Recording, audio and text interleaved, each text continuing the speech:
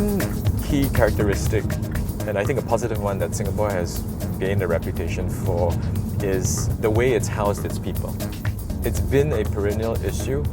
How do you house this many people, 5 to 7 million people and growing, on an island that would fit into Lake Geneva? The government could have just said, let's not control it, let's have sprawl and then have more people living in houses. But I think the strategy instead was to say, let's protect public space and green areas.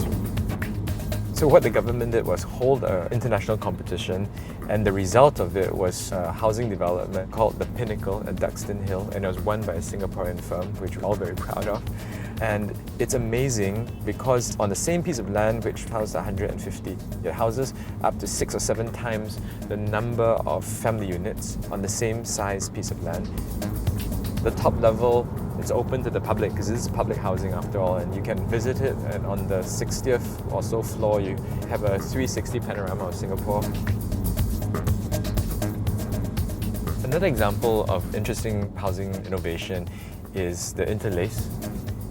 I think it's interesting for several reasons, because the developer obviously laid down very stringent development guidelines. X number of units, X number of density, and then sellable area.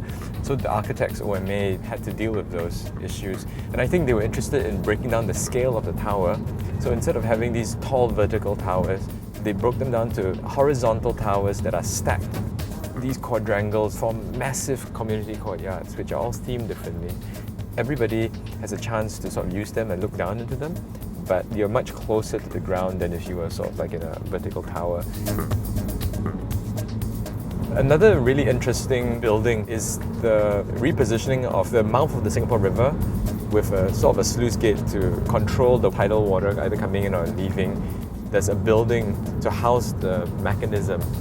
And the building, instead of just being a utilitarian building, I think there's a really fantastic agenda to also infuse it with a public and a park-like quality. So the building houses a rooftop park, and on the weekends, on the evenings, it's incredibly popular with families, and it's a beautiful sight. So for a building that houses just machines, it becomes this living space. The government has been very clever to balance the need for density with more ample public space that people can share collectively.